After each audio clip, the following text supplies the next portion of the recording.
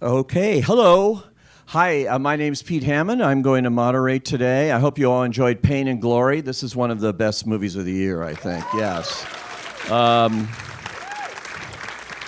I got to see it at its premiere in Cannes, and I haven't forgotten it. It's a beautiful film. So, without further ado, please welcome the star of the movie. He won the Best Actor Award at the Cannes Film Festival for this. Please welcome Antonio Banderas.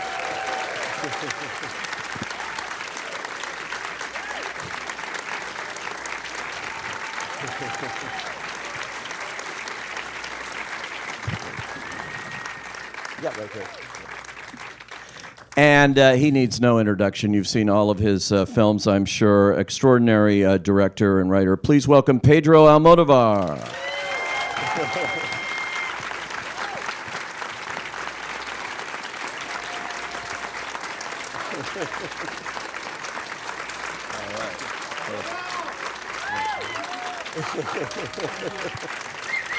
All right. Well, look at this, a packed house here today. Pedro, this movie is actually part of a trilogy for you, isn't it? Sort of started 32 years ago with Law of Desire and then Bad Education. All three involve directors that are in it.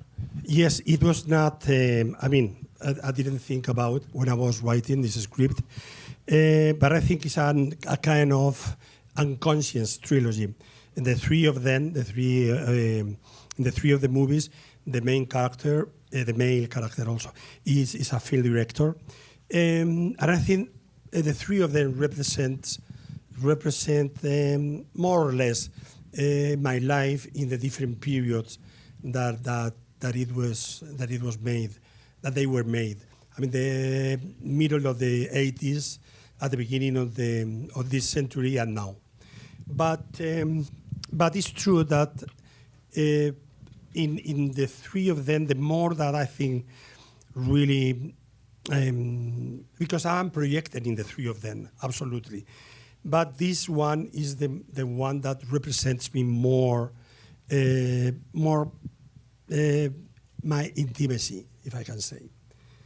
Would you say this is the most personal film that you've made? I mean, all my movies are personal, all of them. And I am also very represented in the 21 that I did. But in this case, is the first time that I take myself as reference for the main character. This is the first time that I do, and it doesn't mean that it's exactly my biography, but everything that happens in the movie is familiar to me, and I made my memories, of course, but also the memories of my family, of my sisters, of my brother, and also the people that I was living with, and so everything is mixed with fiction. You cannot write, even if you want to make a self-portrait. There is a moment that many people are including and working, and so that creates a kind of distance with the material. So I always try to fictionalize, but it's true that I'm behind everything, and above all, behind the character of Antonio. Yeah, I noticed though that some of it, your house, the clothes, obviously the hair, is all authentic. I mean, in terms of yes, yeah, yeah, but I got the feeling that also the movie could be as good as it is, or the same movie, even without my painting, my furniture, and my hair. You know, I mean, when you are in pre-production, you start just to making the choice of the hair, of the decoration, and all that. And he could live in other place, but I thought that my house fit him well, and also fit him with the kind of clothes he wear. Really, I did it for pragmatic reason. It was easier, and also, for the production designer, everything was easier because I mean, there is a kind of corner that needs some object. They go to my house and they pick up something, and so it's no, it's true. It's true that I gave to the character we made a replica of my house, and also all the paintings belongs to me, and some of the clothes and the sneakers were mine too. But it was because it fit them well with the character and with Antonio, and but I always had the feeling that I was making a movie. Even if of course, I identified the sequences, what we were talking about, but for me it was very clear when I was in the studio, when I went back home, even that they were exactly the same. And also when I direct Antonio, I didn't have the feeling that, Antonio, you are doing my real character. No, I mean, I was directing for the specific scenes and giving just the information that for him as an actor, but at least I have a distance with the character. I never see myself. I was moved when I loved the sequence, the result of the performance. And perhaps once I was also moved because I was especially touched by the sequence. But it's the first time that I do something like this, and it's not difficult. There is one moment in the script when you're thinking about yourself, but also there is a moment when the situation establishes this distance with the material, and you are part of the exterior, not the. It was like when I was writing something based in another reality.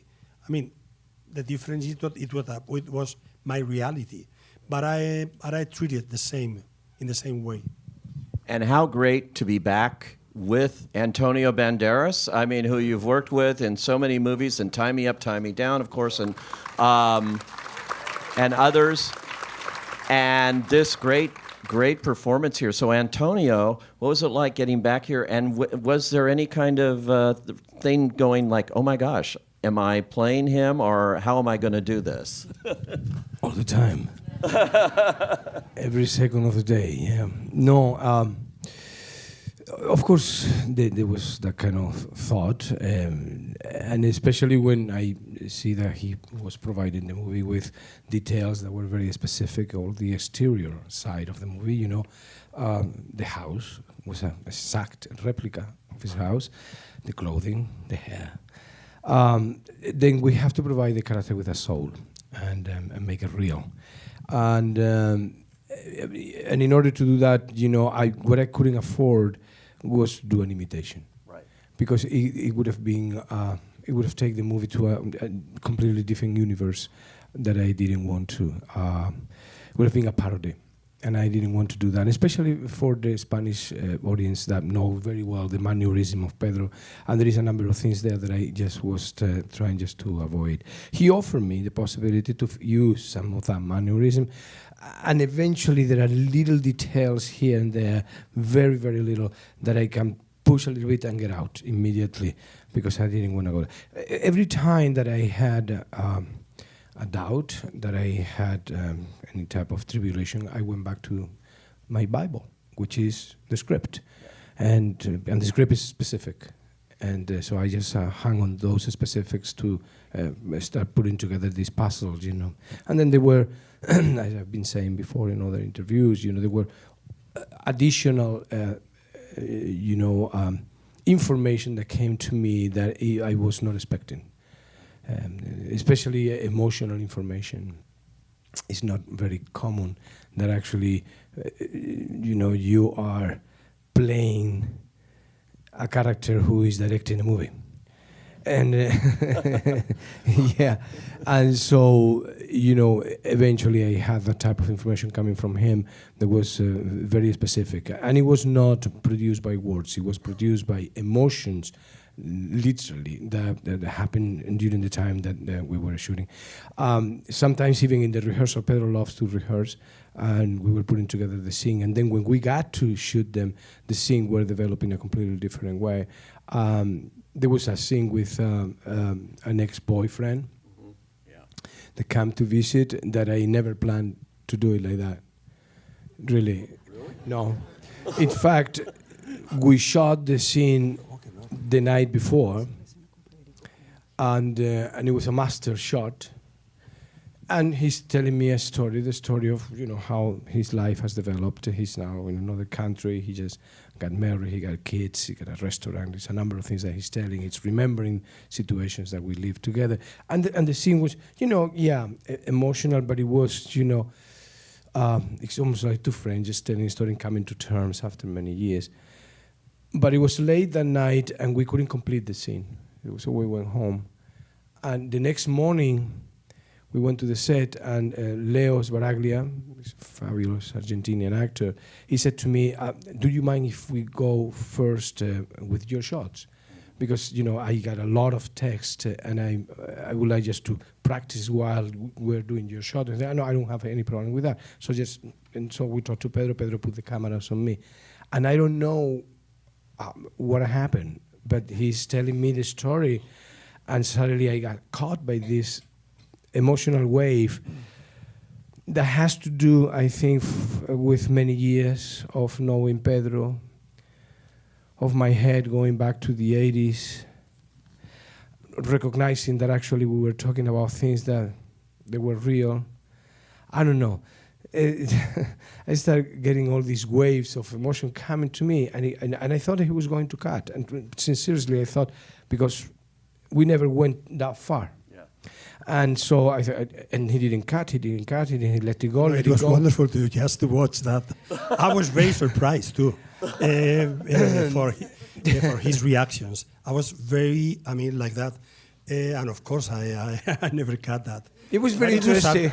But it was a surprise for everyone. Yeah, even for me. The thing is that it's very interesting because then the character, 40 minutes later in the movie, says to another actor, it's better to don't cry. It's better those actors who hold the tears. And it's a nice contradiction. But the whole entire movie is filled with actually but you control like the this. tears in a way. Yeah, it was wonderful just to see your eyes brighten. And it was a real and deep emotion. So that's always is good for the movie. No, but we were surprised.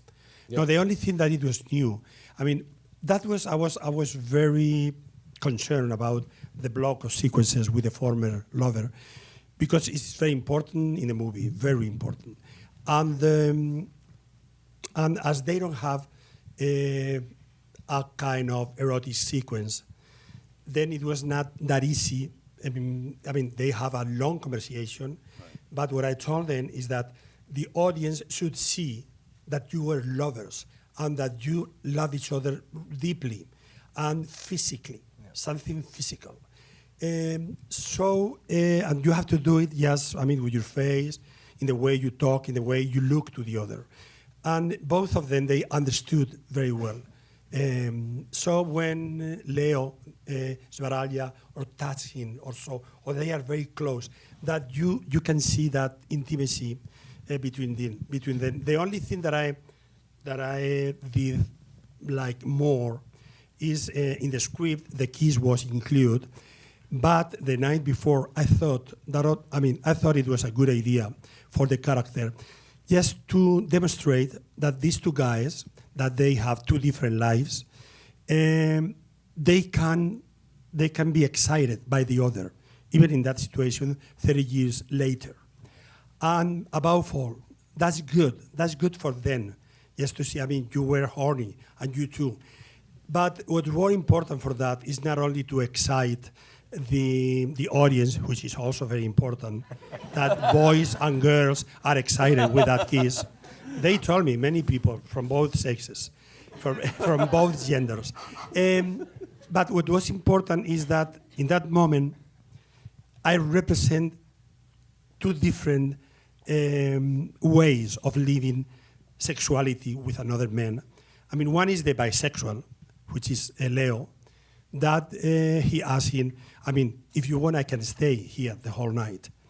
And also because he can go to Buenos Aires again and keep on with his life, like not like nothing happens, but you know, he has another kind of living. This is for the bisexual, but for the homosexual, it was tougher because then it meant significa que la relación todavía no ha terminado y que la espera todavía tampoco ha terminado y que si dice que no, está demostrando un control de la situación que realmente le libera de esa relación.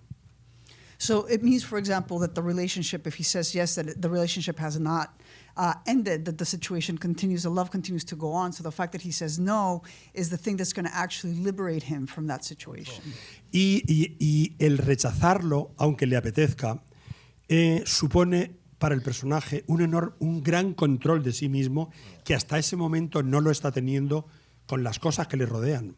And to reject them, even despite the fact that he still desires him, it means that he can sort of exert some control over his life in a way that he's not being able to do so with the other things that are happening at the moment. Y de hecho, después de decirle que no y de despedirle emocionado, decide ponerse en manos de un médico para que le solucione el resto de problemas químicos que tiene en su vida. And in fact, after he's able to say no to him, that's when he then goes to the doctor in order to try to find solutions for all of the other things that have taken control over his life. There is something that it doesn't go only on these scenes, but all throughout the movie in my character that I discovered very, very early in the process and when we were in the period of rehearsals, and is the capacity that the character had to express a lot of things when he was not verbalizing them, when he's working actually with the way that he look at others and react to others. And there was a number of things. I mean, yes, of course the kiss is important to express that sexuality, but there is something that I love to do. There is a moment, for example, that he is showing me pictures of his kids and his life, right? And so he's forced to look at that. Now I'm here, and when he's looking at those pictures, I can, without him knowing, I can look at him and I can show the desire, you know, our past, a number of things. And then if you look at me, I just put attention to what he was showing me. You know, so I just play with that all the time. In a way, it's playing in the intimacy, because I don't allow him to see how am I feeling at that moment, but the audience can see it. Totally. And that is a good segue to see if you guys have any questions here. Right there. Yes, go ahead. So the question for Antonio is, how does he feel about inaugurating he's opening his own theater in Malaga? Well, I must say that I just told him before. I arrived yesterday from Malaga around 6 o'clock in the afternoon. I got in bed at 9 o'clock last night, and I woke up like at 11 last night, and that's it. And I'm here, and I came from rehearsals. I bought a theater 3 years ago, which is one of the most stupid romantic things I have ever done in my life. I found actually a very romantic way to ruin myself, which at the beginning I used to say this as a joke, but now it's true. I ruined myself. And but I am going to open on the 15th of November, and I have been on the phone all the time. This is linked also to a school where I have 600 kids studying performing arts. They are, you know, scenic arts, singing, dancing, and acting. And so it's more than a theater. And I am opening actually with an American play, a classic American play musical called A Chorus Line. And actually, I am co-directing with Bjork Lee, one of the cast members of the original cast member, and at the same time I am playing Zach, the choreographer and stuff like that. So I feel good, tired when I go back in a week and a half. I have 5 more days of rehearsals and we open. And I hope that this guy is going to be there too for the opening night. Absolutely. I'll be there. Amazing. Yes. Okay. He's just saying, why did you make this film? How does it fit in with everything you've done before? Well, we talked about two films that were part of a trilogy that he's done here. Yo creo que justamente he tenido que rodar 20 películas antes de hacer una película tan íntima. I think I had to make 20 films before I shot a film that is quite as intimate as this one. Es una película acerca del paso del tiempo y no hubiera podido hacerla antes. Because it's a film about the passing of time, and I couldn't have done it earlier than this.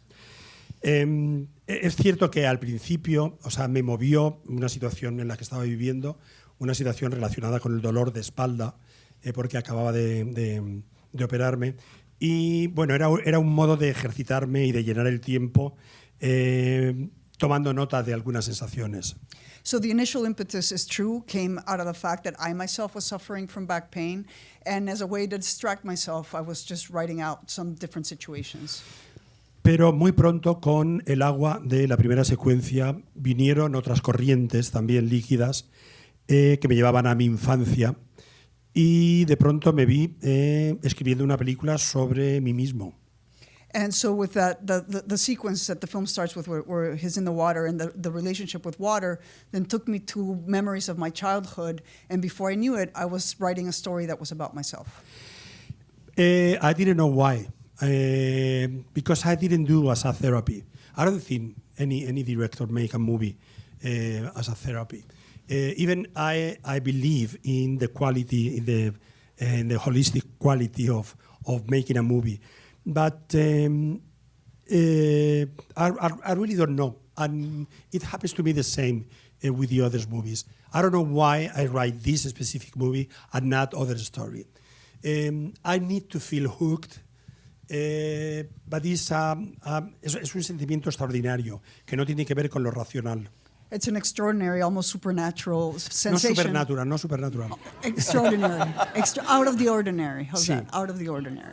It's an out of the ordinary feeling that you can't really explain. The problem is just to know a little English, then you correct, you know. I took a liberty of translation, sorry. No, that is something that I always, when I write something, I'm not conscious about the reasons why I'm writing that. I only know that I want to do it, and I'm convinced that I need it.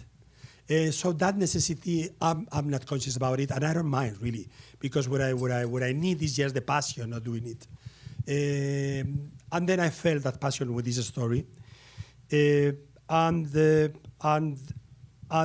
don't know if that was my case, because I made also sometimes in Bad Education and also in Volver, I put part of my memories. But it was, for the character in this case, for the character of Antonio, era el primer momento de su vida en que tiene que estar detenido y paralizado en su casa. Because it's the first time in his life that he's actually paralyzed and almost held hostage in his own house. Entonces le convertía en el objeto perfecto de alguien que va a ser invadido por recuerdos, porque nunca se ha parado a pensar, sobre todo nunca se ha parado a pensar en su pasado. And therefore it made him it left him the sort of perfect victim, because he's still a memory sort of assaulting him, because before this he had not really stopped to think about his past, and now his past is coming back to him. No, ha tenido una vida muy rápida, ha hecho muchas películas, ha triunfado mucho, ha amado mucho y no ha tenido tiempo de pensar en su pasado, pero ahora está varado en su casa y el pasado le invade, y el pasado sí es algo muy terapéutico para ser recordado, en su caso. So up until this point, he's had a very successful career. He's moved fast. He's loved hard. He's had great successes. But now that he's actually still at home and memories are returning to him, in fact, it is true that the return of memories can become a very therapeutic situation. Y esos mismos recuerdos acaban salvándole. And those same memories are the thing that, in the end, save him. Y una vez construido el personaje, ya que tenía mi misma profesión e iba a tener mi misma casa, todos mis recuerdos le venían bien al personaje. And once I created the character, since he was living in my house and he was wearing my clothes, then all the memories that all my memories then served the character as well. O sea, pero no solo mis recuerdos, sino que como si fuera... en la película hay 3 partes que ya estaban escritas previamente al guión. So in the film, there's actually 3 parts that were actually written before I started the script, Como set pieces. as set pieces. Una era el monólogo, distinto, pero ya yo lo había escrito hacía 20 años. So one was the monologue, which was a little bit different, but I had written it about 20 years ago. También el capítulo de lo que llamamos el primer deseo, también lo tenía escrito. And also sort of the chapter that we called the first desire, I had already written that. Y también incluso tenía, aunque todo ello lo tuve que cambiar y adaptar naturalmente para la película, pero también tenía un encuentro que era muy divertido con un actor con el que había trabajado. Era muy disparatado y divertido y a la vez siniestro, que también lo incluyo en la película. And so even though everything had to be rewritten for the film, this encounter with an actor from the past, which was a bit of a sort of almost screwballish sort of comedy, kind of sinister as well, was something that I already had that then I adapted for the film. O sea, las 3 set pieces tuvieron que ser adaptadas para que entraran y se acomodaran en esta historia.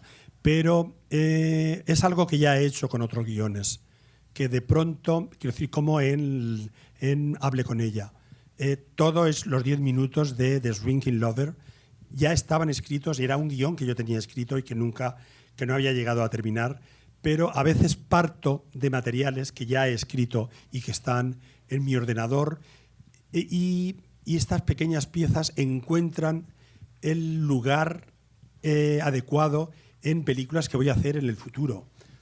And this is, for example, something that I've done before, where I have these previous pieces, these set pieces, who suddenly, if you like, find a home in the film that I'm making, and I readapt them for that situation. I did that with Talk to Her, with a little silent film that's a 10-minute sequence in the film that's actually a longer sequence that I had already written, that was already written before. And so then these set pieces eventually find their place in a different screenplay that I'm working on. O sea, comprendo que no es un modo habitual de escribir guiones, pero es un consejo que no le daría a nadie. Pero es muy bueno escribir todo el tiempo, quiero decir, todos los días si es posible, y guardar todos los que escribes, si eres un guionista. Después hay parte de lo que has escrito que lo fagocitarás en el futuro y lo incluirás en futuras historias. And this is, of course, not a usual way of writing screenplays. In fact, I wouldn't actually recommend that anybody go about doing this. But what I do recommend is that one writes all the time and every day, because then you can sort of grab or usurp those pieces and then insert them in things that you're working on.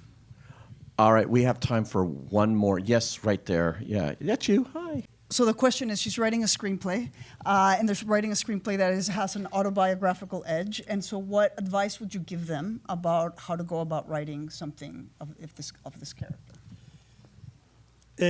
Bueno, trata de no justificar tu vida cuando la escribes. So try not to justify your life when you're writing about it.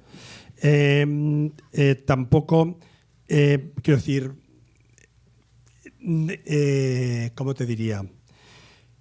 Sé cruel con tus propios recuerdos. And be quite cruel with your own memories. O sea, no complaciente. Don't be complacent.